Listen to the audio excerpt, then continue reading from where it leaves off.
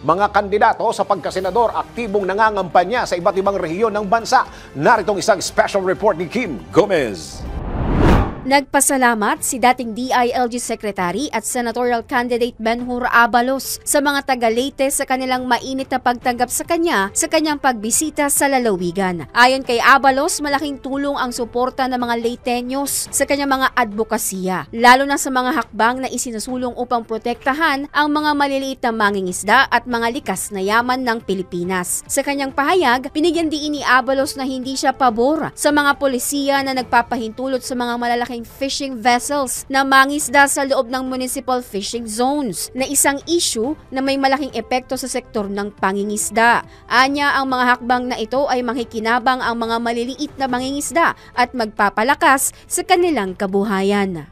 Sa Iloilo at Palawan naman, nakipagpulong si Las Piñas Representative Camille Villar sa mga lokal na opisyal sa Iloilo at Palawan upang bigyan diin ang mahalagang papel ng mga barangay sa pamahalaan at paghahatid ng mga serbisyo sa komunidad. Sa kanyang pagdalo sa Liga ng mga Barangay ng Cebu Convention sa Iloilo Convention Center, ipinaliwanag ni Villar kung paano nagsisilbing backbone o gulugod ng gobyerno ang mga barangay leaders sa pagpapalaganap ng mga serbisyong kailangan ng bawat mamamayan. Ayon kay Villar, ang mga barangay ang pinakamalapit na unit ng gobyerno sa mga tao, kaya't mahalaga ang kanilang papel sa pagpapaabot ng mga programa at proyekto sa lokal na antas. Pinuri rin ni Villar ang patuloy na pagsusumikap ng mga lokal na opisyal sa Iloilo at Palawan at ang kanilang malasakit sa kapakanan ng kanilang mga nasasakupan. Sa Laguna naman, personal na bumisita si Senator Francis Tol Tolentino upang kamustahin ang higit 60 pamilyang naapektuhan ng isang sunog na sumiklab kamakailan. Ang sunog ay nagdulot ng malawakang pinsala